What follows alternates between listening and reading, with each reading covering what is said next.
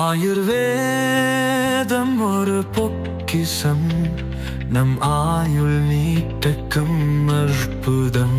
Doctor Srivarma's. தமிழகத்தில் பெண்கள் பாதுகாப்பு சட்டம் ஒழுங்கு நிலை மற்றும் ஹிந்து மத சம்பிரதாயங்களை பாதுகாக்க வேண்டியது அவசியம் என்பது தமிழ்நாடு விஸ்வ ஹிந்து பரிஷத்தின் 41வது பொதுக்குழு வலியுறுத்தியுள்ளது.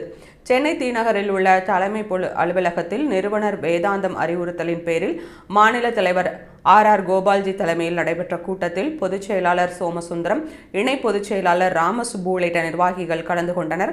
கூட்டத்தில் நிறைவேற்றப்பட்ட தீர்மானங்களில் டெல்லியில் நடந்த தீவிரவாத தாக்குதல் மிகப்பெரிய சதியாக கூறப்பட்டு எதிர்காலத்தில் இத்தகைய தாக்குதல்கள் நடைபெறாமல் மத்திய அரசு, மாநில அரசுகள் சேர்ந்து வலுவான நடவடிக்கை எடுக்க வேண்டும் என வலியுறுத்தப்பட்டது.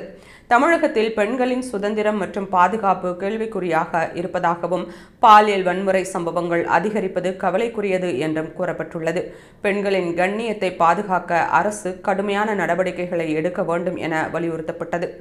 சட்டம் ஒழுங்கு பிரச்சினைகளுக்கு காரணமாக போதைப் பொருட்கள் சாதாரணமாக கிடைக்கும் சூழல் உள்ளது என்றும் கஞ்சா உள்ளிட்ட போதைப் பொருட்களை முழுமையாக ஒழிக்க போலீசார் தீவிர நடவடிக்கை எடுக்க வேண்டும் என தீர்மானம் நிறைவேற்றப்பட்டது. திருப்பரங்குன்றம் முருகன் கோவிலில் தீபஸ்தம்பம் சுற்றி அமைக்கப்பட்ட வேலி கார்த்திகை தீபம் பாரம்பரியமாக ஏற்றுவதில் தடையாக மாறக்கூடும் என்பதால் ஹிந்து உணர்வுகளுக்கு மரியாதை அளிக்கும் வகையில் அரசு உடனடியாக நடவடிக்கை எடுக்க வேண்டும் எனவும் கூறப்பட்டுள்ளது. பீகார் சட்டசபை தேர்தலில் பிரதமர் மோடி, நிதிஷ்குமார் கூட்டணி சாதனை வெற்றி பெற்றதற்கு வாழ்த்து தெரிவிக்கப்பட்டது.